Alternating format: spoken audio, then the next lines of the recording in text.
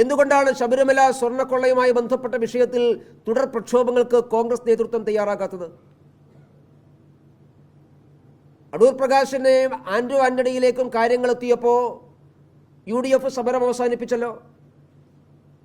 പിന്നെ ഒരു സമരവും നാം കേൾക്കുന്നില്ലല്ലോ. പ്രതിപക്ഷ നേതാവ് നടത്തുന്ന യാത്ര എവിടെയെങ്കിലും സ്വർണ്ണക്കൊള്ളക്കേസിലെ യഥാർത്ഥ കള്ളന്മാരെ നിയമത്തിന് മുന്നിൽ കൊണ്ടുവരണമെന്ന് അദ്ദേഹം ആവശ്യപ്പെടുന്നുണ്ടോ? എന്താണ് ആവശ്യത്തോട് ഇപ്പം മുഖം തിരിഞ്ഞു നിൽക്കുന്നത്? അപ്പോൾ അന്വേഷണം കോൺഗ്രസ് നേതാക്കന്മാരിലേക്ക് എത്തുന്നു. UDF കാലഘട്ടത്തിലെ ദേവസ്വം ബോർഡ് മന്ത്രിക്കും ദേവസ്വം ബോർഡ് മെമ്പർമാർക്കും ആ കാലഘട്ടത്തിലെ ദേവസ്വം ബോർഡ് പ്രസിഡന്റുമാർക്കൊക്കെ ഇതിലുള്ള പങ്കാളിത്തത്തെക്കുറിച്ച് അന്വേഷണ ഏജൻസി തെളിവുകൾ ശേഖരിക്കുമ്പോൾ UDF സമരത്ത് പുറകോട്ട് പോവുകയാണ്. അതുകൊണ്ടാണ് ഈ വിഷയത്തിൻ്റെ ആദ്യഘട്ടത്തിൽ തന്നെ ഞങ്ങൾ പറഞ്ഞത് ഇത് UDFും LDFും സംയുക്തമായി നടത്തിയിട്ടുള്ളൊരു കൊള്ളയാണ് എന്ന് ചൂണ്ടിക്കാണിച്ചത്. അതുകൊണ്ടാണ് ഇതിൽ BJP ആദ്യം മുതലേ ഉന്നയിച്ചിട്ടുള്ള എല്ലാ വിഷയങ്ങളും, ഞങ്ങളുടെ സംശയങ്ങൾ, അതെല്ലാം വസ്തുതാപരമായിട്ട് ശരിയാണ് എന്ന് ഓരോ ദിവസം കഴിയുന്തോറും ബോധ്യമാവുകയാണ്. ഈ ഗവൺമെൻറ് ശബരിമല അയ്യപ്പ സംഗമം സംഘടിപ്പിച്ചപ്പോൾ ഞങ്ങൾ അന്നേ പറഞ്ഞത് തട്ടിപ്പ് സംഗമമാണ് എന്ന്. അതിപ്പോൾ വ്യക്തമായിരിക്കുന്നു. സർക്കാർ ഖജനാവിലെ പണം കൊള്ളയടിക്കാൻ വേണ്ടിയിട്ടുള്ള പരിശ്രമമാണ് എന്നിപ്പോൾ പകൽ പോലെ വ്യക്തമായല്ലോ. ദേവസ്വം ബോർഡ് പറഞ്ഞല്ലോ ഞങ്ങൾ പണം കൊടുക്കാനൊന്നും പോകുന്നില്ല എന്ന്. പിന്നെ എവിടെ നിന്നാണ് പണം ഉണ്ടാക്കാൻ വേണ്ടി പോകുന്നത്? സർക്കാർ കൊടുക്കണ്ടേ? കാരണം എല്ലാ ബില്ലുകളും വന്നിട്ടുള്ളത് സംസ്ഥാന സർക്കാരിൻ്റെ പ്രോട്ടോകോൾ ഓഫീസറുടെ പേരിലാണ് ബില്ലുകൾ വന്നിട്ടുള്ളത്. ദേവസ്വം ബോർഡ് പ്രസിഡന്റിനോ ദേവസ്വം ബോർഡ് ജീവനക്കാർക്കോ ഒരു ബില്ലും വന്നിട്ടില്ല. ഇവർ ഞങ്ങൾ കൊടുക്കില്ല, ഇപ്പോൾ ഊരാളുങ്കൽ സൊസൈറ്റി 7 കോടി രൂപ കൊടുക്കണമെന്ന് ബില്ല് കൊടുത്തിരിക്കുന്നത് സർക്കാരിൻ്റെ പ്രോട്ടോകോൾ ഓഫീസർക്കാണ്. അവർ കേസിന് പോയാൽ സംസ്ഥാന സർക്കാർ കൊടുക്കണ്ടേ? അപ്പോൾ ഈ അയ്യപ്പ സംഗമം എന്ന പേരിൽ നടത്തിയിട്ടുള്ള ധൂർത്തിൻ്റെ ബാക്കി പത്രം പേറേണ്ടത് കേരളത്തിലെ നികുതിദായകരാണ്. ഖജനാവിലെ പണമെടുത്ത് കൊടുക്കേണ്ടി വരും. അതുകൊണ്ടാണ് ഞങ്ങൾ ആദ്യമേ പറഞ്ഞത് ഇതൊരു തട്ടിപ്പ് സംഗമമായിരുന്നു എന്ന്. അന്നേ ഞങ്ങൾ സൂചിപ്പിച്ചു. ഇപ്പോൾ അത് പകൽ പോലെ വ്യക്തമായിരിക്കുകയാണ്. അതുകൊണ്ടാണ് ഈ വിഷയങ്ങളെല്ലാം ഉന്നയിച്ചുകൊണ്ടുള്ള പ്രചരണങ്ങൾക്കും പ്രക്ഷോഭങ്ങൾക്കും ഭാരതീയ ജനതാ പാർട്ടി നേതൃത്വം കൊടുക്കുന്നത്. ഇതുപോലെ തന്നെ കേരളത്തിൽ മറ്റൊരു പ്രധാനപ്പെട്ട വിഷയം കൂടി ഉയർത്തിക്കൊണ്ടുവരണമെന്ന് BJP ആഗ്രഹിക്കുന്നു.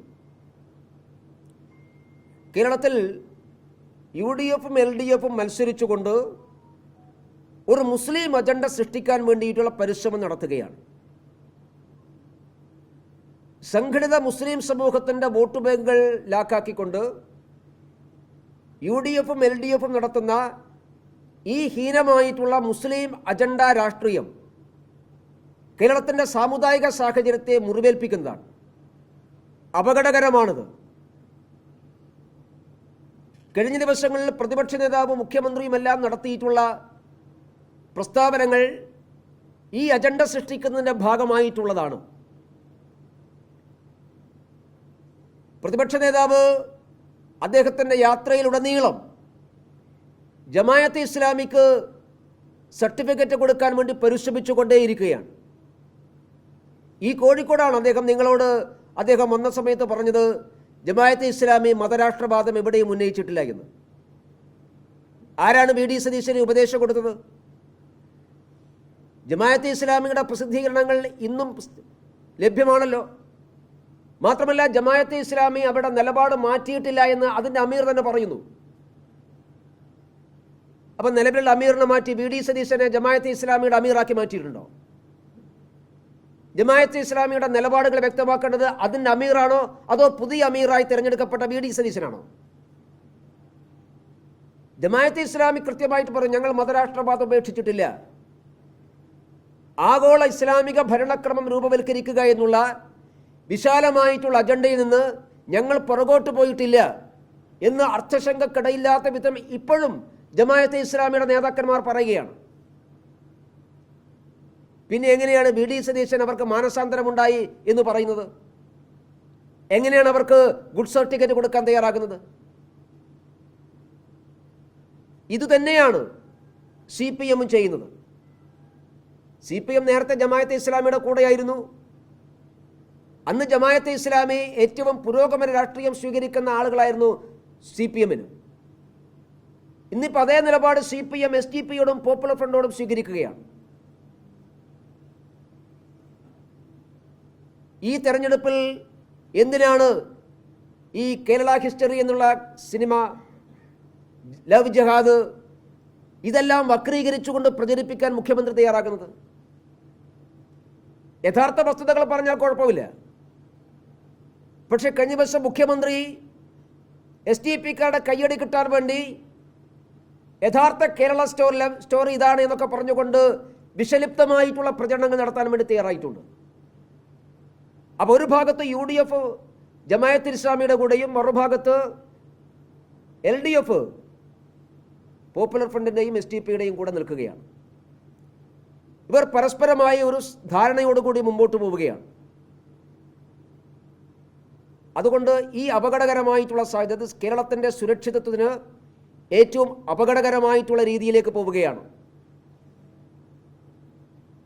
മാറാട് നിരപരാധികളെ കൊലപ്പെടുത്തിയ സന്ദർഭത്തിൽ എങ്ങനെയാണോ CPM-ഉം കോൺഗ്രസും മുസ്ലിം ലീഗും എല്ലാ ജമാഅത്തെ ഇസ്ലാമിയും അന്നത്തെ NDF-ഉം എല്ലാവരും ഒരുമിച്ച് നിന്നുകൊണ്ട് ഒരു മുസ്ലിം തീവ്രവാദ അജണ്ട സൃഷ്ടിക്കാൻ ഈ കോഴിക്കോട് കേന്ദ്രമാക്കി പരിശ്രമിച്ചത്, സമാനമായ രീതിയിൽ അപകടകരമായ മുസ്ലിം രാഷ്ട്രീയത്തിൻ്റെ അജണ്ട കൊണ്ടുവരാൻ വേണ്ടി കോൺഗ്രസും CPM-ഉം വീണ്ടും ഈ തെരഞ്ഞെടുപ്പിൽ പരിശ്രമിക്കുകയാണ്.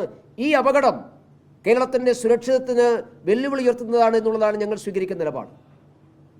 അതുകൊണ്ട് ഈ കാര്യത്തിൽ ജനങ്ങളെ ജാഗ്രത ആവശ്യപ്പെട്ടുകൊണ്ട് ഈ കേരളത്തെ വീണ്ടും കലാപകലുഷിതമാക്കാൻ വേണ്ടി ജമാഅത്ത് ഇസ്ലാമിക്കും പോപ്പുലർ ഫ്രണ്ടിനും കേരളത്തെ പങ്കിട്ട് കൊടുത്തുകൊണ്ട് തീവ്രവാദ മതമൗലികവാദ രാഷ്ട്രീയത്തിന് പിന്നാലെ കേരളത്തെ എത്തിക്കാൻ വേണ്ടിയിട്ടുള്ള കോൺഗ്രസ് CPM പരിശ്രമത്തിനായിട്ടുള്ള വലിയ ജാഗ്രത ആവശ്യപ്പെട്ടുകൊണ്ടുള്ള പ്രചരണത്തിനു കൂടി ഭാരതീയ ജനതാ പാർട്ടി നേതൃത്വം കൊടുക്കുന്നുണ്ട്.